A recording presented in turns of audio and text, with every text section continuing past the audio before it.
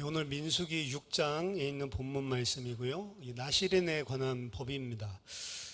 상당히 복잡한 것 같은데 먼저 오늘 본문에 있는 내용들을 좀 살펴보고 그 안에 있는 의미들을 찾아보도록 하겠습니다.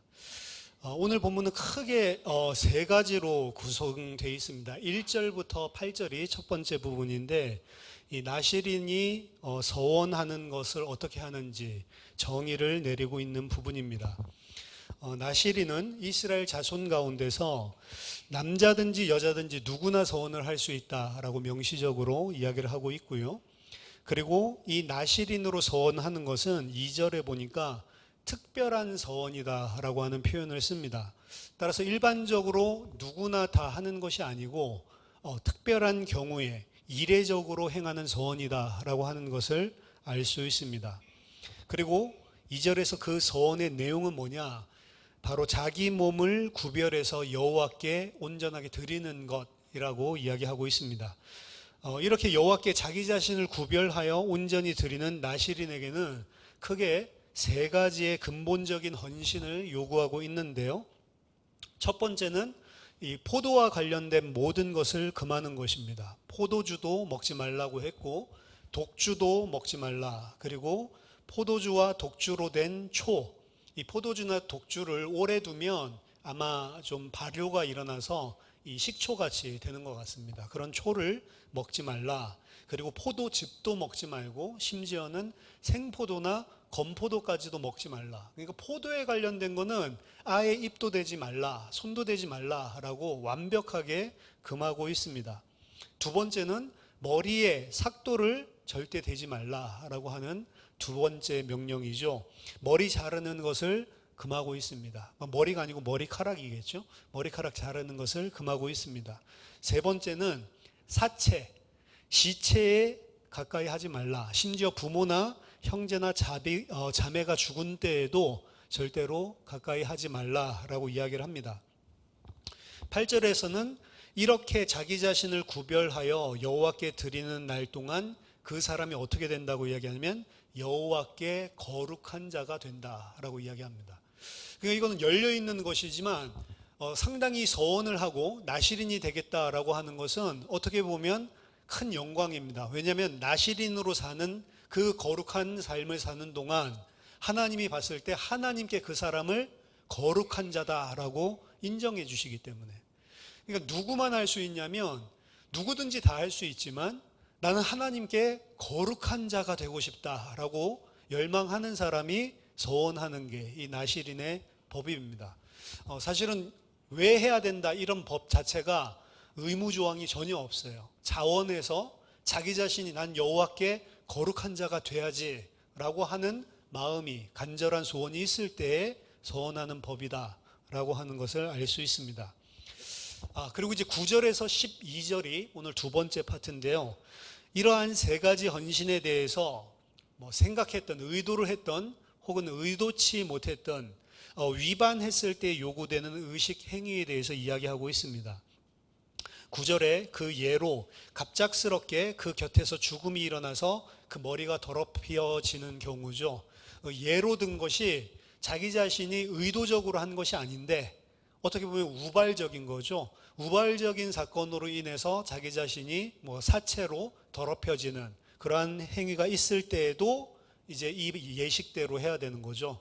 자기 자신이 고의로 잘못한 건 당연하겠지만 고의로 하지 않다 하더라도 우발적으로 이러한 자기 자신의 하나님 앞에 세 가지 사실 헌신을 했는데 이 부분이 깨지면 그럼 이 의식을 치러야 된다. 정결식을 치르는데요. 마치 그 문둥병 환자, 나병 환자가 정결식을 거칠 때 7일째 이렇게 하듯이 이것도 7일 동안 기다리고 7일째에는 그 머리를 밀라라고 이야기를 합니다. 그리고 10절, 11절 보면 8째 날이죠. 이것도 마찬가지인데 8째 날에 산비둘기, 집비둘기 혹은 집비둘기 새끼 두 마리 가지고 가서 하나는 속죄제로 그리고 하나는 번제로 드리라. 이거 우리 레위기법에서 다 살펴봤던 이야기입니다. 이 죄를 속하고 그렇게 되면 그의 머리를 성결하게 거룩하게 된다라고 이야기를 하고요. 12절에 1년 된 순양을 또 속건제물로 드리고, 그러니까 이게 산비둘기까지는 괜찮았는데 그 다음에 또 뭐 1년 된 순양을 속건제물로 드려야 돼요. 그러니까 이 나실인으로 서원하는 거는 자원하는 것이고 마음대로지만 만약에 그 중간에 깨졌다라고 하면 이 손해가 막심하죠. 더 막심한 것은 지금까지 서원한 기간은 무효. 7년을 서원했는데 6년째에 갑자기 옆에 있는 사람이 죽었어. 그럼 6년 지금까지 한 거 무효. 그럼 어떻게 해야 돼요? 처음부터 다시 시작. 이게 보통이 아니죠. 얼마나 억울하겠어요? 내가 잘못한 것도 아닌데 우발적으로 생기는 이런 경우에도 절대 예외가, 그 말은 무슨 말이냐면 철저한 겁니다. 7년을 서원했으면 그것이 우발적이든 자발적이든 상관없이 그것이 깨졌다 그러면 지금까지 한 거 다 무효. 우리로 치면 6년 했으면 1년만 더 하면 될 것 같은데 아니, 싹 다 무효고 완전히 그 기간을 온전하게 채우라라고 하는 겁니다. 나실인 법은 자원하기는 쉬울 수 있지만 내가 하나님 여호와께 거룩한 자가 돼야지. 근데 실제로는 그거 실천해서 해내기가 상당히 어려운 부분이죠. 그리고 마지막 부분 13절에서 21절까지는 서원해서 자기 몸을 구별한 날이 다 찼을 때의 의식입니다. 7년을 서원했는데 7년을 잘 버텼어요. 그러면 이제 7년 동안 내가 서원한 것 했습니다라고 끝나는 게 아닙니다. 그죠? 여기 보면 더 복잡한 의식을 치르게 돼 있는데요. 번제물로 1년 된 흠없는 순양을 드려라. 속죄제로 1년 된 흠없는 어린 암양을 드려라. 화목제로 흠없는 수양을 드리고 기름 바른 무교 전병, 기름 섞은 과자, 고운 밀가루, 그리고 감사의 소제를 드리라는 거죠. 그리고 전제까지도 드리라 라고 이야기합니다. 술을 부어서 땅바닥에 부어서 드리는 제인데 전제는 여태까지 나오지 않았어요. 전제는 나중에 민수기에 나옵니다. 나중에 등장하는데 어쨌든 전제까지 드려라 라고 이야기를 합니다. 그러니까 이게 열심히 어떻게 보면 하나님께 봉사했는데 마지막은 더 심해요. 이거 엄청 부자가 아니면 못하는 사실은 그런 예물들입니다. 순양, 암양, 또 수양 한 마리, 그리고 소제들, 그리고 전제들까지 이 모든 것들을 다 치러야지 끝마치게 되고요. 18절에 보니까 그때 다 모든 것을 마칠 때 이제 머리털을 밀고 그것을 화목제물 밑에 있는 불에 두어서 태우라라고 이야기를 합니다. 그리고 19절에서는 제사장이 취할 몫에 대해서 이야기하고 있고요. 20절에는 이제 서원 기간을 다 채웠으니까 온전한 나실인으로서의 서원을 다 하고 의식까지 다 치르고 난 이후에 이제 포도주를 마실 수 있다라고 이야기를 하죠. 그러니까 금령 내렸었던 것들이 해제되는 것들을 볼 수 있습니다. 그리고 21절에 이것은 여호와께 드리는 헌물과 행해야 할 법이다. 이 외에도 법을 따라서 힘에 미치는 대로 해라 라고 이야기를 합니다. 그러니까 이 외에도 힘이 더 있다면 더 하나님께 드리라는 거죠. 그래서 이 나실인으로서의 기간도 상당히 중요하지만 기간을 다 마치고 난 이후에도 반드시 이 예식을 통해서 모든 서원의 행위가 끝맺음을 맺게 돼 있는데 그 마지막 이 예식 드리는 게 보통 복잡하고 어려운 게 아니다. 뭐 경제적으로도 그렇지만 여러 가지 절차상 그래서 이 오늘 21절까지 전체 나실인에 관한 법을 이야기하고 있습니다. 이 나실인에 관한 법이 함의하고 있는 게 뭐냐, 의미를 좀 살펴봐야 되겠죠.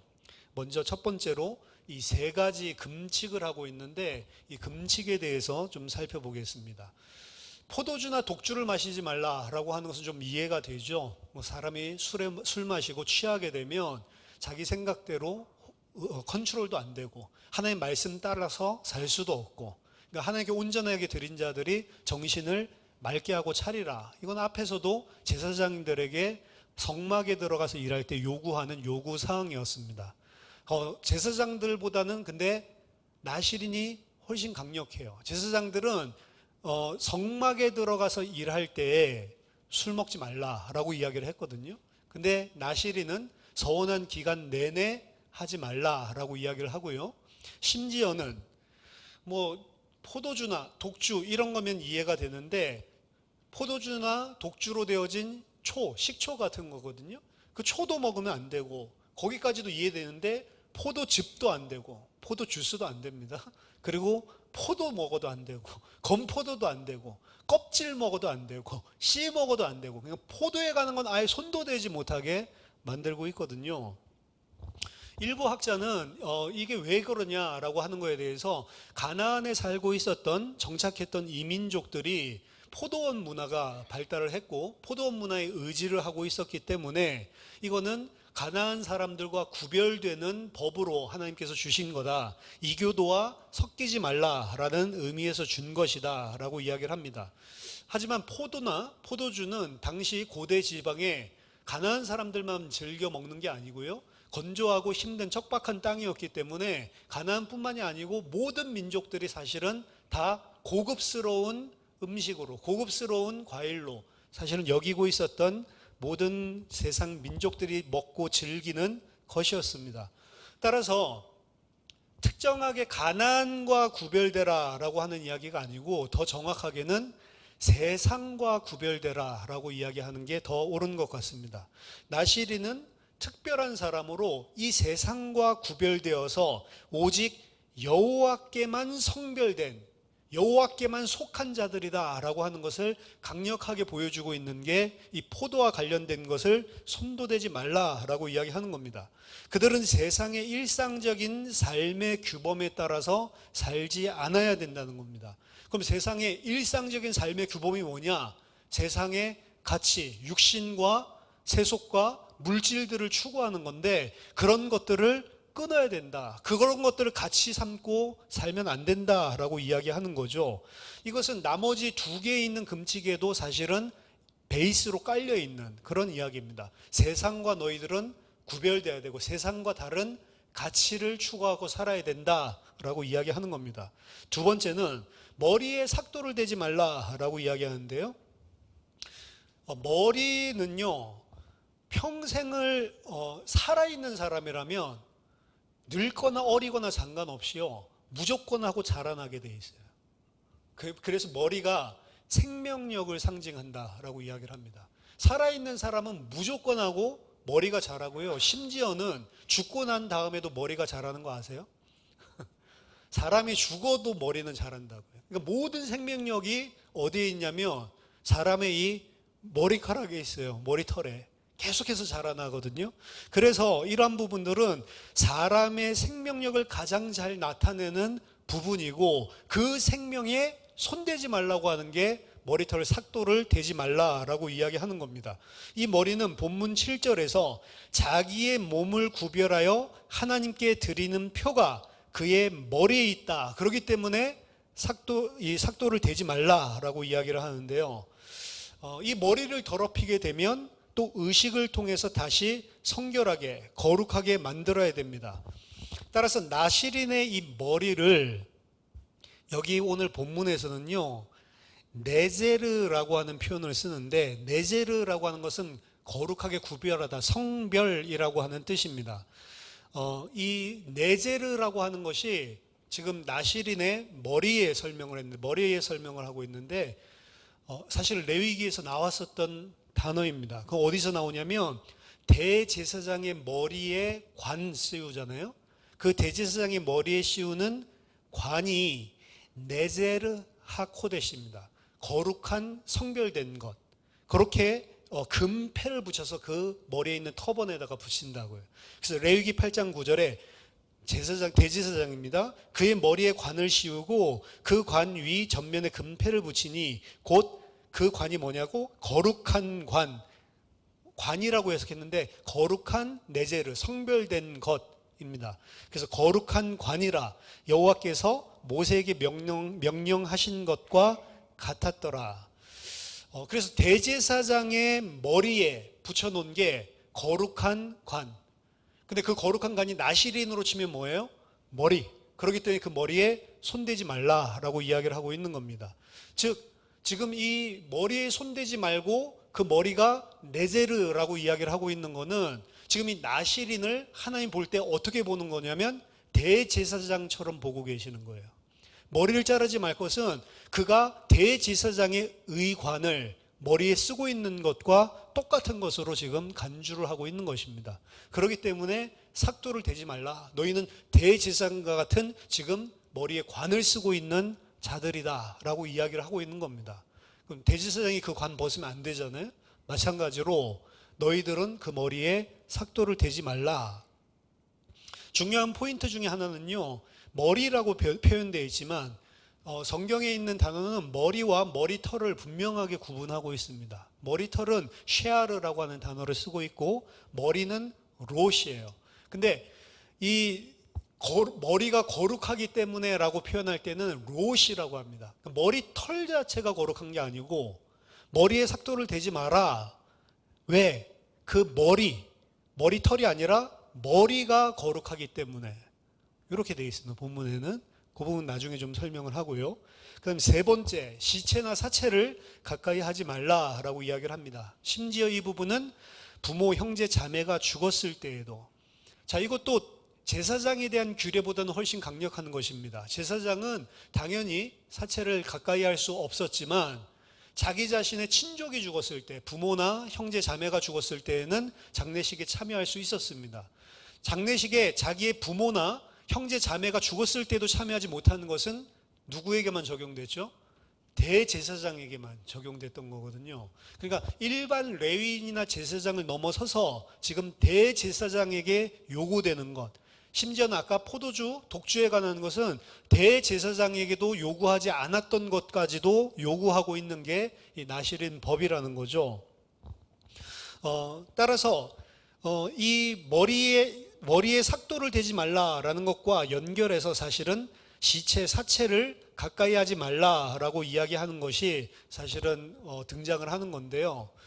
왜냐하면 당시에 이방신을 섬기던 자들은 애곡할 때, 누군가 죽어서 애곡할 때에 자기 자신의 머리와 그리고 눈썹, 털들을 다 밀어버리는 이러한 행위를 했기 때문에 그렇습니다.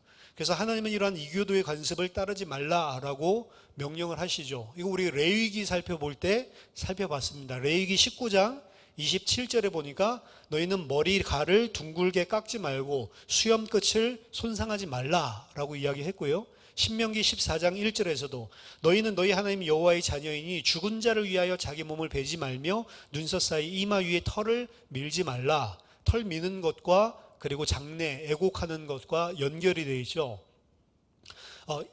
하지 말라는 겁니다. 이교도들이 하는 것, 애통하는 것, 사체를 부모가 죽었을 때에도 가까이 하지 말지만 애곡하는 일도 하지 말라라고 하는 것들이랑 연결이 되어 있는 거죠. 그래서 대제사장은 자식 죽거나 부모 죽었을 때에도 곡하지 말라라고 이야기했었던 것들이 동일하게 적용이 되고 있습니다. 근데 이 역사적으로 보면은 그럼 이스라엘은 부모님이 죽거나 혹은 내가 사랑하는 사람이 죽었을 때 분명히 하지 말라고 하잖아요. 했을까요? 안 했을까요? 했겠죠. 성경은 몰라도 그냥 우리가 딱 추측되기를 하지 말라 했지만 했겠죠. 했습니다. 그것도 너무 자연스럽게. 그래서 어떻게 됐냐면 나중에 법을 보면 선지자의 말을 보면 이미 이제 부모들이 죽거나 이러면은 이방이랑 똑같이 머리 다 밀고 했었던 것 같아요. 그리고 그거를 아예 법도 잊어버리고 그런 법이 있어 그만은 그런 것들도 모르는 것 같아요. 그래서 무조건 하고 죽음이 일어나면 애통하고 머리 미는 게 일상화되어 있었습니다. 그걸 살펴볼 수 있는 게 예레미야 7장 29절 너의 머리털을 베어버리고 벗은 산 위에서 통곡할지어다. 통곡하는데 뭐 하면서 통곡하라고 이야기하냐면 통곡하는 사람이 원래 어떻게 통곡하고 있다는 거예요? 통곡할 때 머리를 베어버리고 통곡하는 그게 이제 일상화되어 있으니까 너희는 이제 머리 깎고 올라가서 통곡해라 라고 이야기한단 말이에요. 여호와께서 그 노하신 바 이 세대를 끊어버리셨기 때문에 애통하는데 어떻게 하고요? 머리털 밀어버리고 올라가서 애통해 해라. 욥기 1장 20절에도 욥이 일어나 겉옷을 찢고 머리에 털을 밀고 땅에 엎드려서 예배했다라고 이야기를 하는데요. 그러니까 이런 것들이 일상화가 어느 순간 돼버린 거죠. 이스라엘의 폐역함입니다. 나실인에게는 너는 절대로 그거 하지 말라. 반면에 이 이야기를 하고 있는 거죠. 이 나실인의 이 법들을 보지만 사실은 나실인은 레위 족속이 아니고 제사장도 아닙니다. 일반 평민입니다. 말하자면 평신도예요. 말하자면. 그런데 이 사람들이 제사장보다 더한 규율을 가지고 여호와 앞에 거룩한 자로 설 수 있는 게 이 나시린의 서원법이라는 겁니다. 그래서 이 나시린법은요, 사실은 어떻게 보면 제사장 혹은 대제사장만 누리고 있는 여호와 앞에 거룩한 자로서의 특권을 일반 평신도도 그거보다 더한 거룩을 가지고 자기 자신이 서원한다면, 자원한다면 그 자리에 올라갈 수 있는 문을 열어주는 게 이 나시린의 법이에요. 그렇기 때문에 레위인과 제사장의 일반화다라고 이야기를 합니다. 여기는 남녀 구분도 없어요. 남자든 여자든 누구든지 마음의 소원만 있으면 나시린이 될 수 있었습니다. 이들은 명백하게 레위인이나 더 나아가서 일반 제사장의 모든 사람들에게 요구되는 것, 그것을 더 나아가서 대제사장이 요구되는 것보다도 더 하는데 신부는 평민이에요, 사실은. 전혀 하나님을 섬길 수 있는 그런 존재가 아닌데, 일상생활을 살아가는데도 어떻게 하나님을 섬기냐? 대제사장보다 더한 것을 가지고 하나님을 섬기면서 살아가는 평신도들입니다. 그래서 레위인, 제사장, 이 사람들보다도 더 세상과 구별되어서 살아가는 거예요. 어떻게 보면 대제사장 멋있잖아요. 옷도 멋있는 거 입고 제일 앞에 서서 중요한 일도 하고. 근데 이 나시린은 뭐예요? 아무도 알아주지 않아. 그런데 어떻게 살아요? 대제사장보다 더한 거룩을 가지고 하나님 앞에 살아간단 말이에요. 엄청 멋있는 거죠. 어렵지만 사실은 그 앞에 하나님이 여겨주시는 영광으로 본다면 엄청 영광스러운 직분입니다. 그렇기 때문에 사실은 요구되어지는 것들이 녹록치가 않은 거죠. 일반인도 하지만 하나님을 구별해서 레위인과 제사장 혹은 대제사장처럼 온전히 섬길 수 있도록 문을 열어준 게 이 나시린법입니다. 그리고 신약 성경으로 따진다면 이게 만인 제사장이라고 볼 수가 있는 거죠. 모두 다 하나님 앞에 대제사장처럼 섬길 수 있다라는 것을 보여주는. 그래서 어떻게 보면 신분을 다 깨트리고, 나도 제사장 하고 싶은데 다른 족속에 태어나면 못하는 거잖아요. 그런데 그런 것들 다 깨트리고 하나님이 대제사장보다 더 귀하게 거룩한 자로 여겨주시는 그 자리로 올라갈 수 있는 법, 이게 이제 나시린법이다라고 이야기할 수 있습니다. 자, 그러면 성경 속에는 이 나시린이 존재했는가?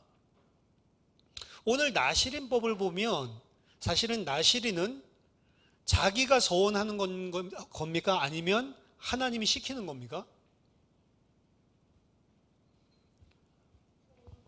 내가 원해서 자원적으로 서원해서 하는 거예요, 나시린은. 근데 성경에 예가 나와 있는데 성경에 많은 예가 없어요, 사실은. 성경에 삼손, 사무엘, 그리고 또 누구까지도 보고 있냐면 세례 요한, 이 정도까지가 나시린이다 이렇게 보고 있습니다. 그리고 뭐 나중에 바울이 서원한 것대로 자기 머리 깎으려고 들어갔기 때문에 이 바울이 그랬다, 뭐 이렇게 4명 정도. 다른 예들이 별로 안 나와요. 근데 삼손의 케이스를 한번 볼까요? 삼손 사사기 13장에 나와 있는데요. 삼손이 어떻게 나시린으로 세워지냐?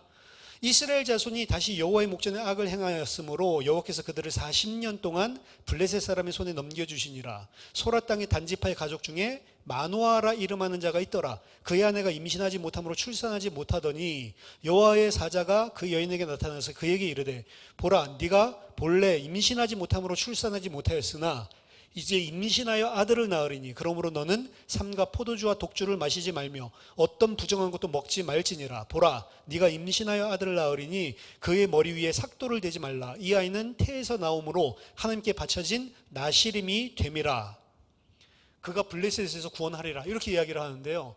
말하자면 지금 오랫동안 잉태치 못해가지고 시달리고 있었던 마노아라 이름하는 여인에게 하나님의 여호와의 사자가 직접 나타나서 내가 임신하게 해줄 건데 그 자를 머리 삭도되지 말고 나시린이 되게 하라. 이게 이제 삼손의 출생 그런 내러티브거든요.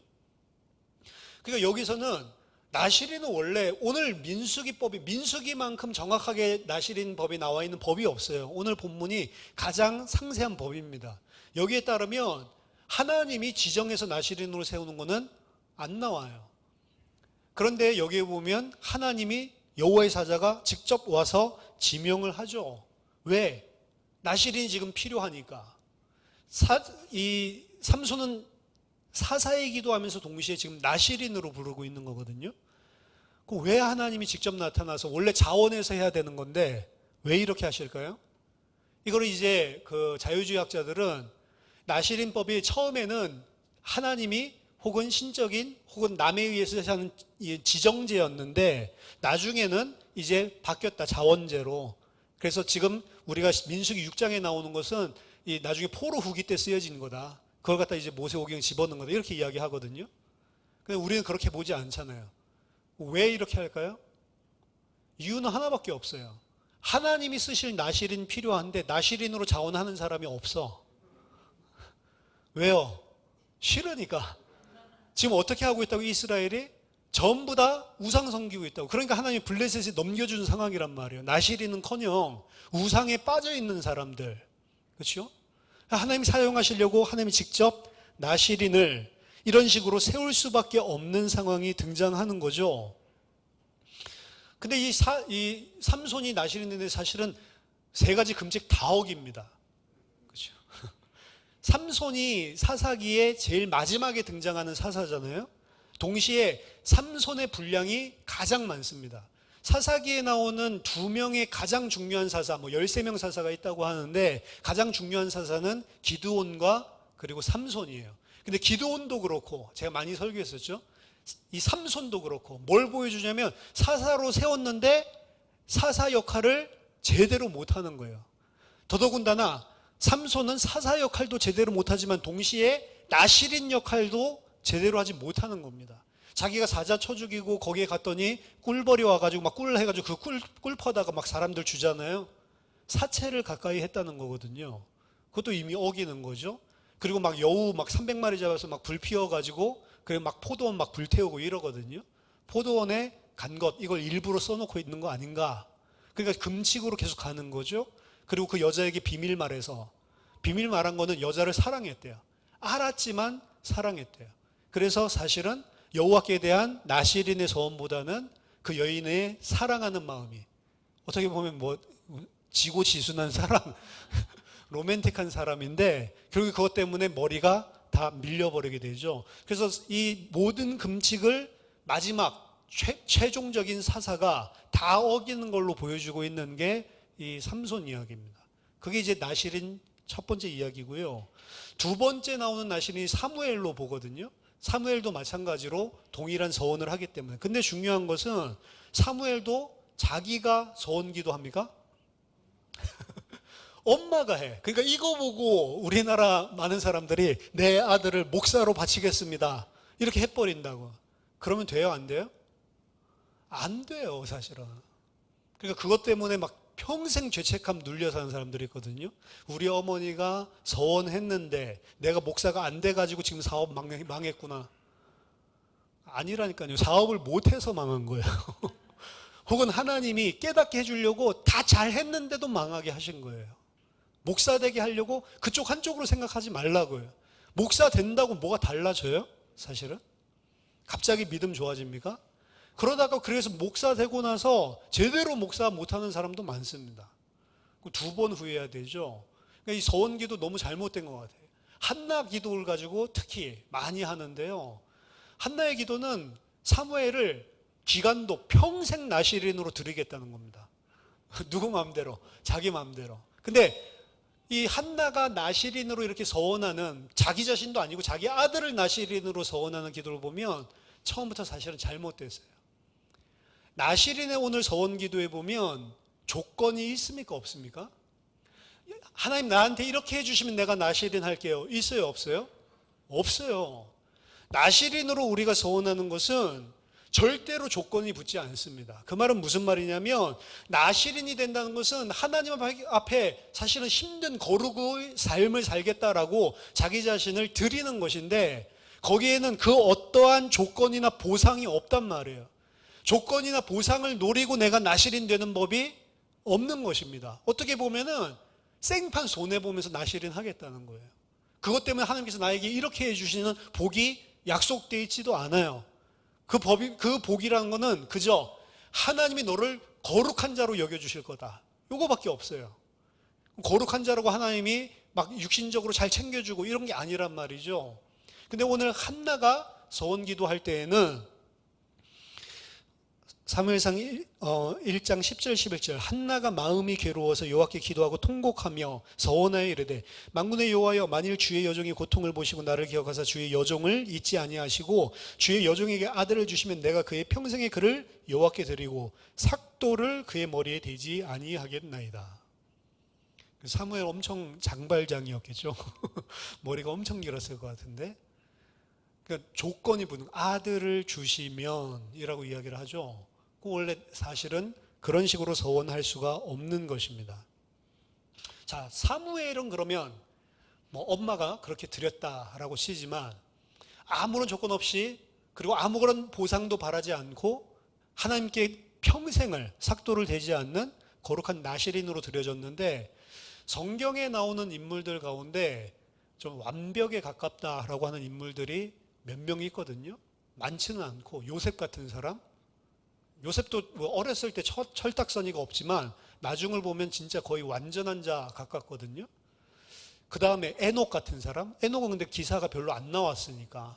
근데 사무엘 같은 사람은 많이 나오거든요, 이야기가. 그런데도 사무엘의 삶을 보면 거의 완전한 자입니다. 그러니까 어머니가 드렸고 엘리 제사장이랑 이 지도자들도 다 타락했는데 사무엘은 온전한 제사장으로 여호와의 종으로 사실은 쓰임을 받거든요.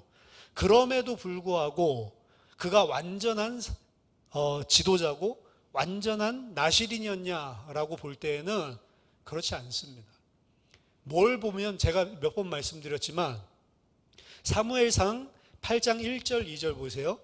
사무엘이 늙음에 그의 아들들을 이스라엘 사사로 삼으니 장자의 이름은 요엘이요 차자의 이름은 아비아라. 그들이 브엘세바에서 사사가 되니라. 자, 사무엘이 늙어서 자기가 죽어갈 때쯤에 자기 장자와 차자를 사사로 세웁니다. 자, 사사는 세습직입니까 아닙니까? 아니죠. 세습직은 왕이죠. 왕만이 세습할 수 있는 거예요. 그래서 사사기 8장에 사람들이 이 기드온을 찾아와서 당신들이 우리 왕이 되십시오. 우리가 당신만 섬길 뿐만 아니라 당신의 아들도 섬기겠고 그 아들까지 섬기겠습니다. 이거 세습하라는 거거든요. 그럼 뭘 요구한 거냐면 사사지만 왕이 되어 주십시오라는 이야기랑 똑같은 거란 말이에요. 사무엘이 마지막 사사라고도 이야기를 하고 그리고 나실인이기도 한데 사실 세습직이 아닌 직분을 자기 아들에게 나눠준다고, 자기 늙었을 때. 근데 그 아들들이 영적으로 본다면 어떤 존재예요? 계차반이에요, 계차반. 그러니까 3절에 보니까 그의 아들들이 자기 아버지의 행위를 따르지 아니하고 이익을 따라 뇌물을 받고 판결을 굽게 하니라. 하나님이 세우지 않은 자기 자신이 세운 사사들 이야기가 등장을 한다고요. 그리고 왜 사사를 이렇게 세웠는데, 자기 아들들 사사로 세웠는데, 그러고 난 이후에 사람들이 사무엘이 이제 늙어 죽어가니까 자기 아들들 세웠는데 개차반이니까 이대로 안 되겠다 생각을 해서 우리도 왕이 있어야 되겠습니다 요구하거든요. 그러니까 그 왕을 갖다가 세워주는 데 있어서 야, 너희들 왕 세우면 얼마나 어려운 줄 알아? 세금도 이렇게 하고 너희 자녀들 군대 그리고 말도 다 뺏고 곡식도 다 뺏고 그거 다 납세를 바치면서 왕을 섬기고 싶어? 이 이야기하죠. 이야기하면서 여호와가 우리 왕인데 앞에서 이야기하죠. 근데 사람들은 그래도 우리는 필요합니다라고, 내가 한번 생각해 보겠다라고 왔는데 그때 사무엘이 낙심했습니다. 사실은 사무엘상 8장 6절 보니까 우리에게 왕을 주어 우리를 다스리게 하라 했을 때 사무엘이 그것을 기뻐하지 아니하여 여호와께 기도하며 여호와께서 사무엘에게 이르시되 백성이 네게 한 말을 다 들어주라는 거죠. 이는 그들이 너를 버림이 아니요 나를 버려 자기들의 왕이 되지 못하게 함이라. 사무엘이 낙심한 이유는 여호와가 왕인데 왜 왕을 세워달라고 이것 때문에 겉으로 이야기했지만 진짜 속으로는 뭐 때문에 속상했어요? 사람들이 나를 왕으로 인정해 주지 않고 새로운 왕을 세우라고 하는구나. 그러니까 하나님 뭐라고 이야기해요? 너를 지금 버린 게 아니고 나 버린 거야. 네가 왜 속상해하냐 지금. 아니, 속상해 해야죠. 사무엘 말대로라면. 사무엘이 원래 이야기할 때는 속상한 게 왜 속상했다고 이야기했어요? 왜 여호와를 버리고 너희들이 사람 왕을 삼으려고 그래? 근데 하나님은 사무엘을 찾아와서 뭐라고 위로하세요? 속상해하지만 너를 버린 게 아니고 나 버린 거야. 그럼 사무엘은 하나님 봤을 때 지금 뭐 때문에 속상해하고 있어요? 자기를, 사실은 사무엘이 선지자, 제사장, 왕의 모든 역할을 다 하고 있었다고요. 그리고 그걸 세습직을 하기를 원했던 것 같아. 근데 그게 틀어지니까 그것 때문에 속상해. 깊은 데에서는 뭐가 있어요? 자기 자신의 욕심이 있는 거예요. 그러니까 이 완전한 사사라고 볼 수가 없는 거죠. 완전한 나실인이라고 볼 수가 없는 거죠. 그 다음 신약 성경에 예수님께서 극찬을 하셨습니다. 그는 선지자보다 더 나은 자며 여자가 낳은 자 중에 세례 요한보다 더 큰 자가 일어난 적이 없다. 극찬이죠. 세례 요한도 태어나는 거 보면 비슷해요. 여호와의 사자가 와서 그리고 그에게 명령하는 것 또한 이 나실인과 비슷하거든요. 세례 요한 아버지가 그래서 포도주 이런 이야기들을 하거든요. 세례 요한을 그래서 또 한 명의 이런 나실인이다라고 보는데 세례 요한도 자기가 자원해서 된 사람이 아닙니다. 그렇죠? 그것도 문제지만 세례 요한은 이런 극찬을 받은 그런 사람이었지만 결국 마지막 때 어떻게 돼요? 메시아에 대한 의심을 품고 흔들렸던 사람이에요. 그렇죠?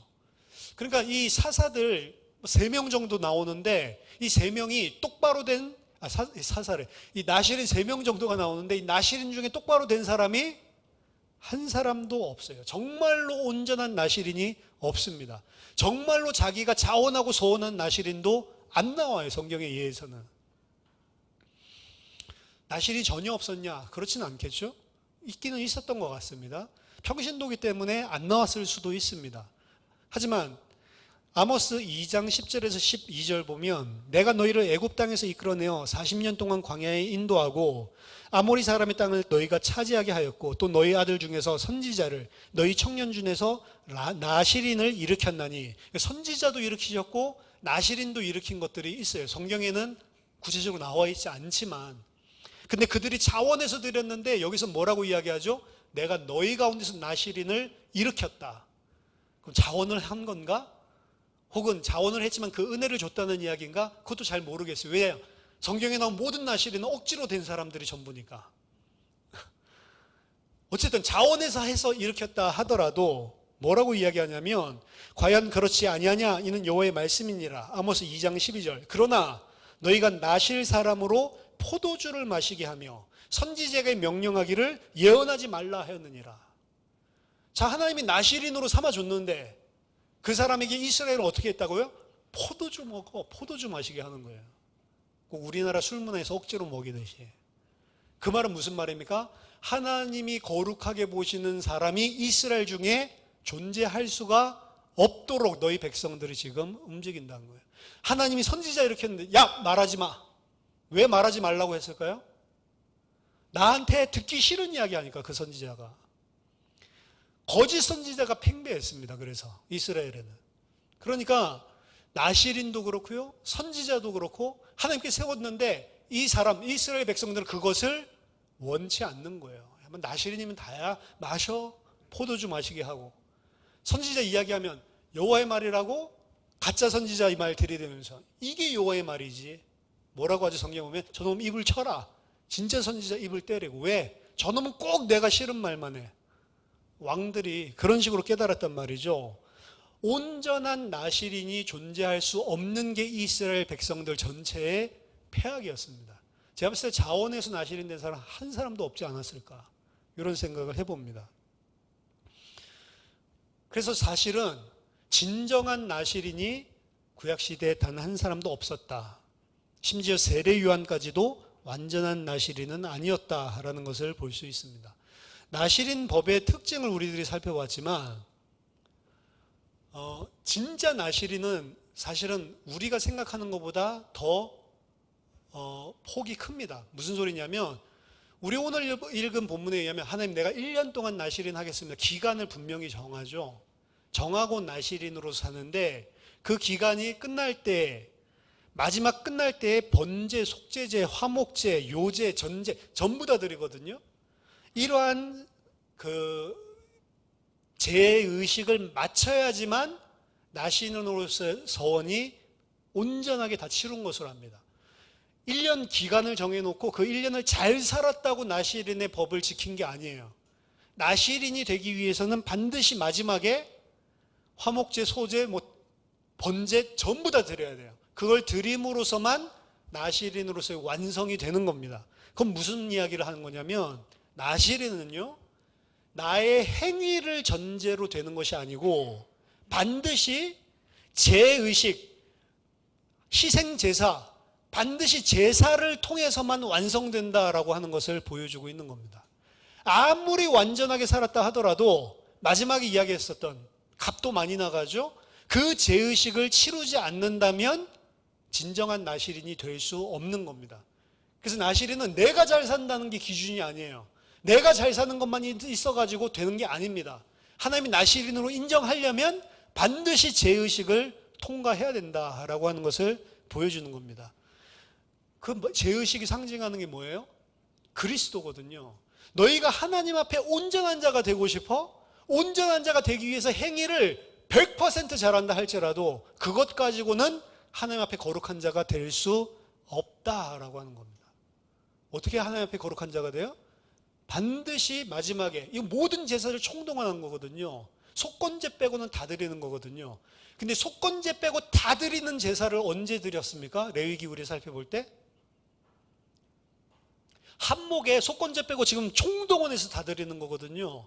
이렇게 드린 게 나와요. 레위기에. 어디에 나왔죠? 레위기 8장에 대제사장 임관식에서 나옵니다. 임명식.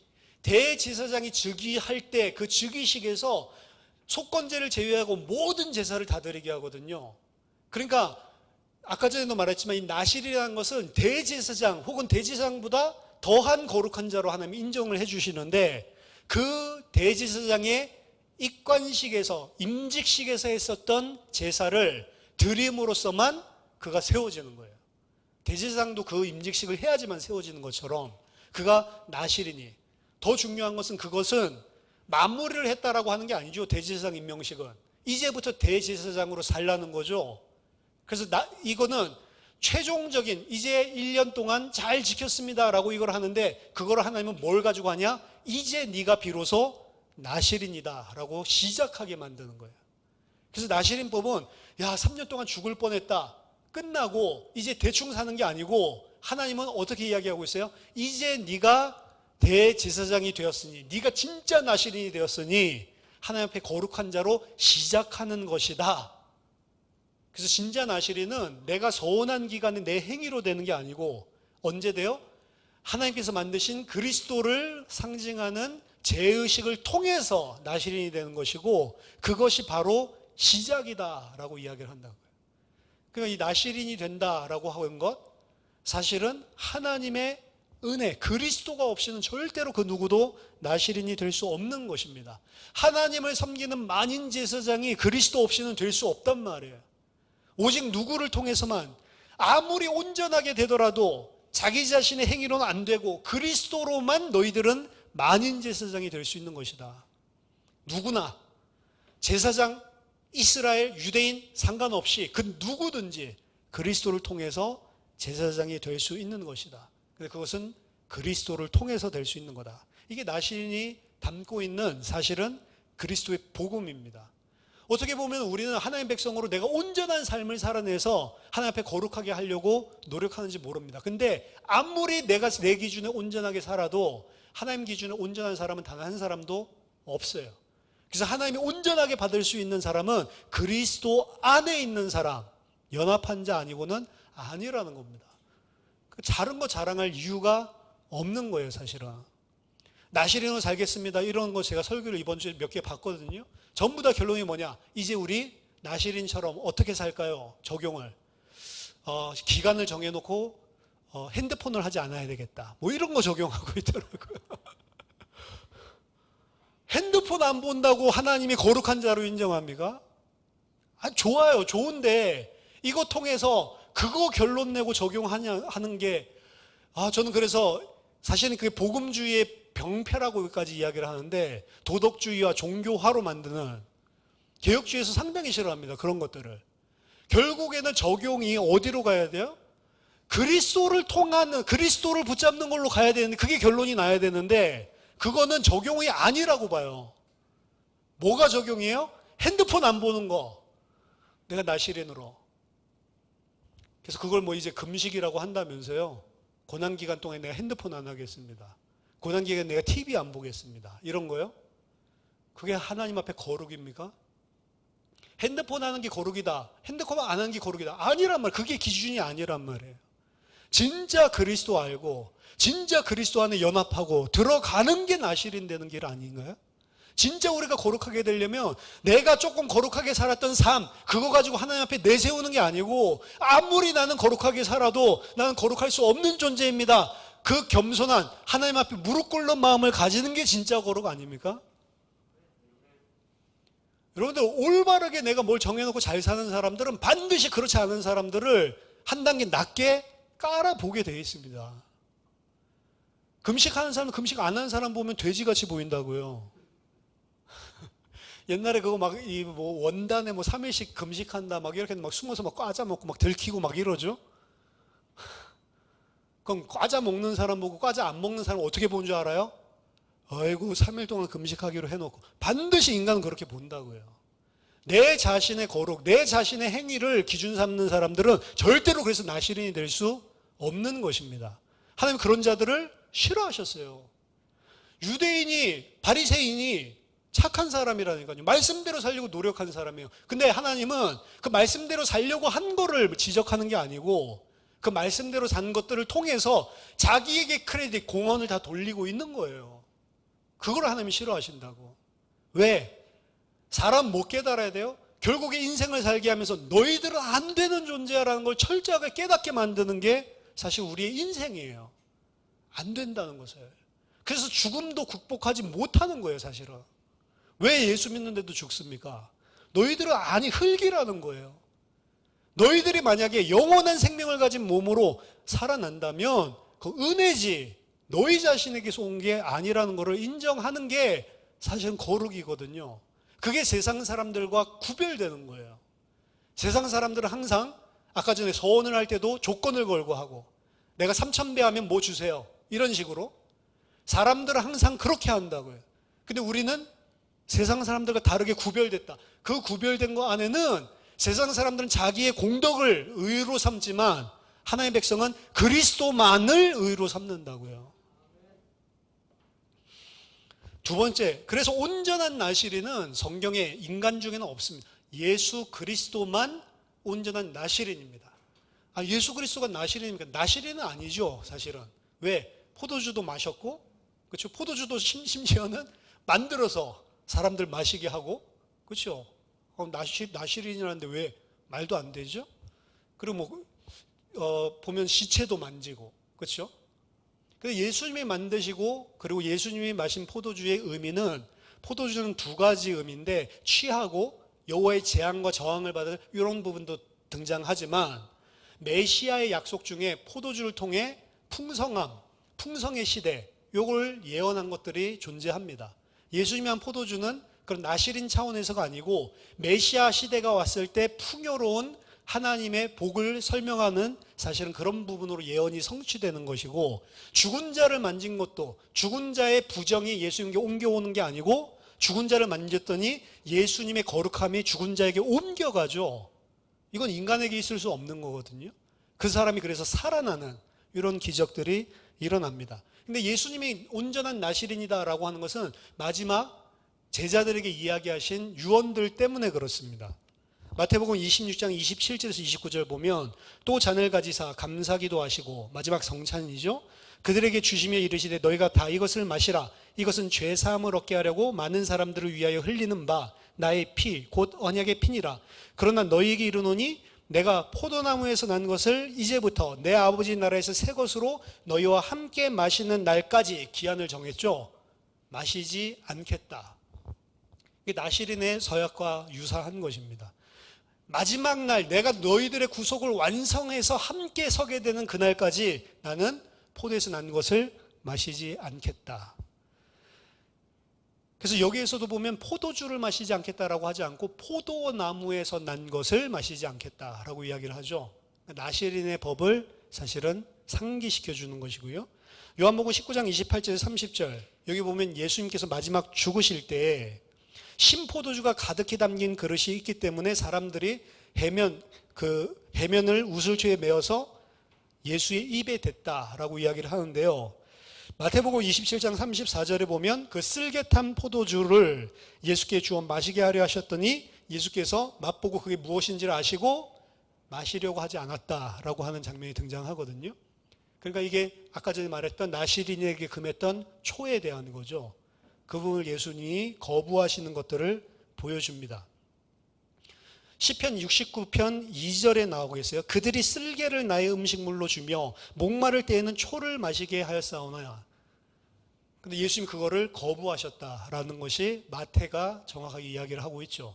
다른 기자들은 안 했는데 아마 마태는 그 부분을 좀 예측을 한 것 같습니다. 그 부분을 상기하고 이야기를 쓴 게 아닌가. 그래서 예수님은 마지막에 이 모습들을 통해서 그분이 참 나시린이고 인간 나시린이 할 수 없었던 그 일을 이루신 나시린으로 이야기를 하고 있습니다. 더 중요한 것은 예수님은 그냥 나시린이 아니고요. 우리들을 참 나시린으로, 우리들을 참 만인 제사장으로 만드는 역할을 한 나시린이다라고 하는 것입니다. 원래 나시린은 자기 개인에 관한 것인데 예수님은 왜 나시린이에요? 자기 자신을 위한 것이 아니고 우리들을 나시린 삼기 위한 나시린이 되어 주셨다라고 하는 겁니다. 그래서 예수님이 만드신 이 땅의 교회, 성도는요, 오늘 나시린법에 의하면 예수님으로 말미암아 나시린 된 자들이다. 여러분 머리 자르고 괜찮습니다. 근데 여러분을 하나님은 어떻게 삼으셨다고요? 나시린으로 삼아주신 겁니다. 그게 너희들은 왕같은 제사장이요, 베드로전서 2장 9절에서 이야기하는 것이고요. 그럼 나시린으로서, 성도로서 여러분들이 어떻게 하나님 앞에 사는 것이 마땅하냐?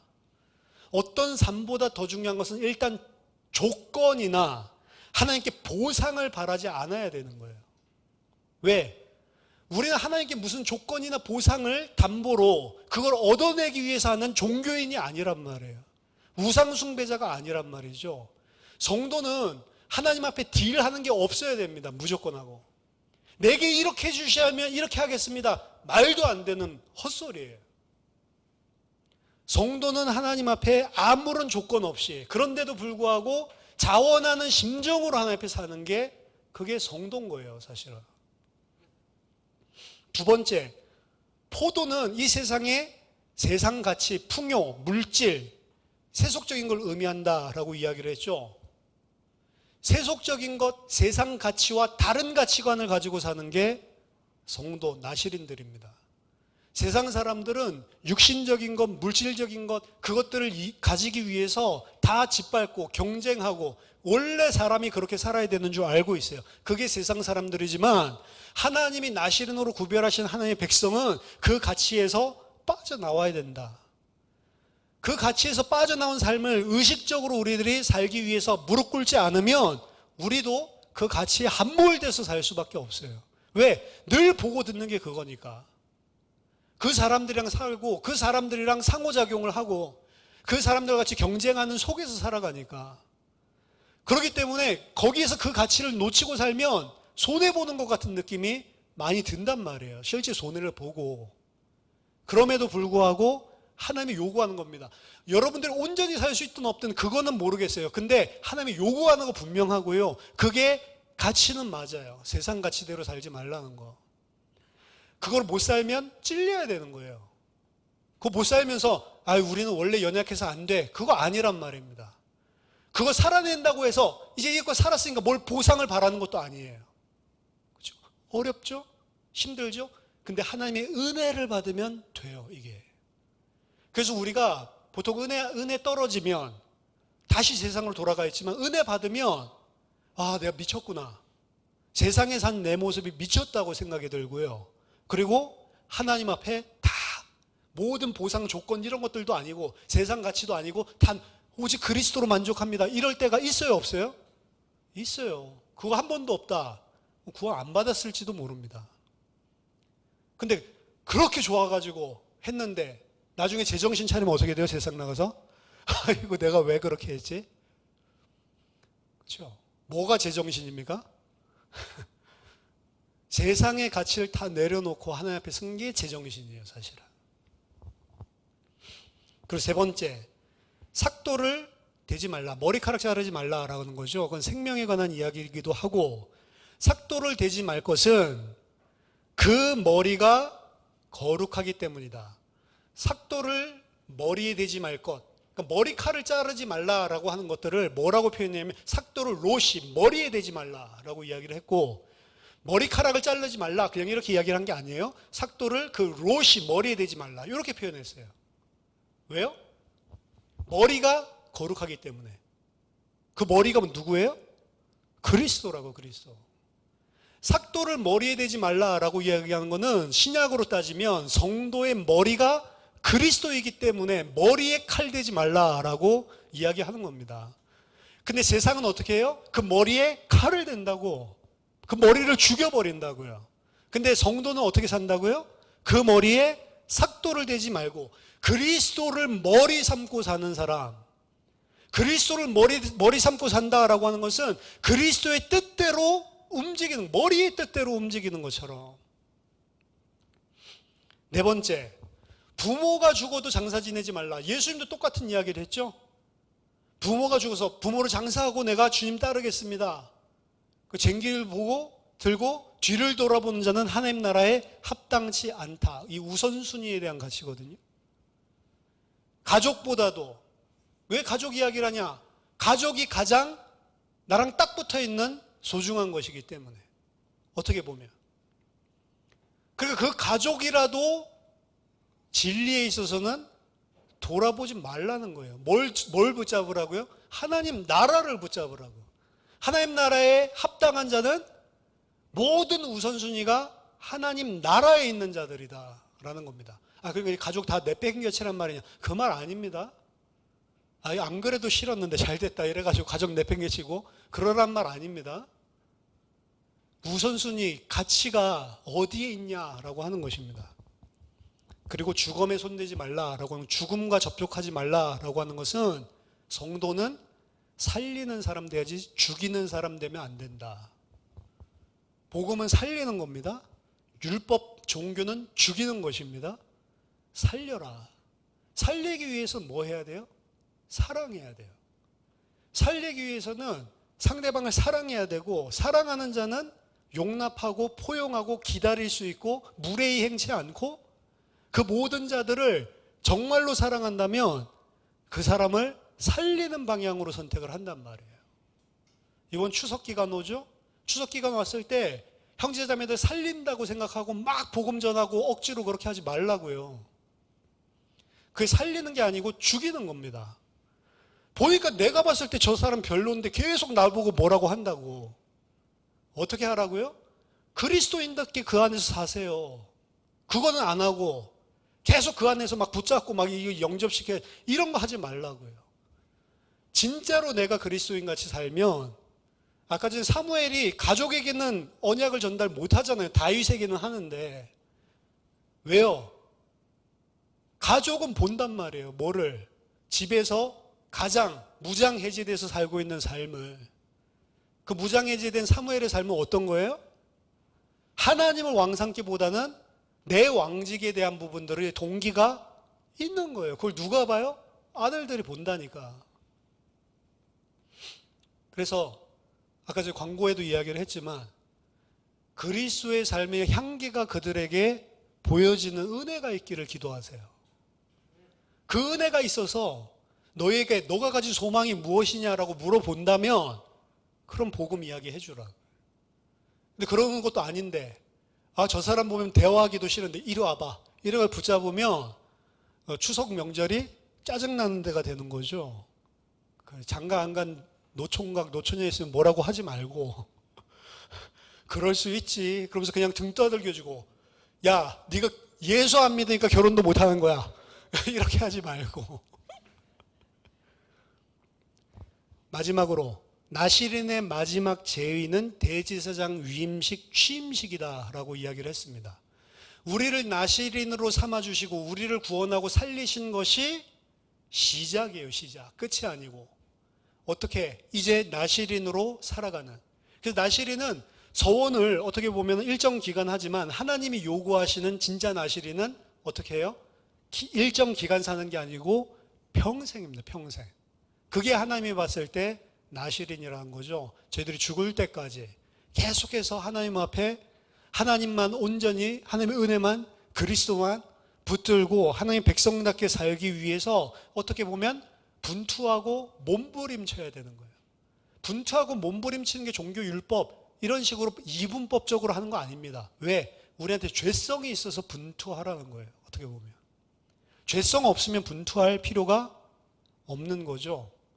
마지막에 우리가 새하늘과 새 땅에 들어갔을 땐 분투할 필요가 없는 곳입니다. 근데 이 땅에 있는 교회는 전투하는 교회라고 이야기를 하잖아요. 영적으로 싸워야 된다고. 내가 가지고 있는 세상 가치와 싸워야 된다고. 안 그러면 100% 함몰되기 때문에. 오늘 나시린 법을 통해서 진짜 나시린이 무엇이고 우리가 나시린으로 하나님께서 세워주셨다라는 것을 알고 나시린으로 살아가는 은혜가 있기를, 그 나시린 되게 하신 예수 그리스도를 온전히 붙잡는 저와 여러분 되시기를 예수 그리스도 이름으로 축원합니다. 기도하겠습니다. 살아계신 하나님 아버지, 은혜를 감사드립니다. 아무짝에도 쓸모없는 이 죄인을 하나님 앞에 대제사장보다 더 거룩한 나시린 삼아주심을 감사드립니다. 하나님 일평생 우리를 나시린 삼아주신 그 그리스도의 은혜만을 붙들고 사는 믿음의 사람 되게 하여 주시옵소서. 이 세상의 가치가 아닌 하나님 나라의 가치를 가지고 살아갈 수 있도록 우리에게 성령의 충만함을 허락해 주시옵소서. 살아계신 주 예수 그리스도 이름으로 기도하옵나이다. 아멘.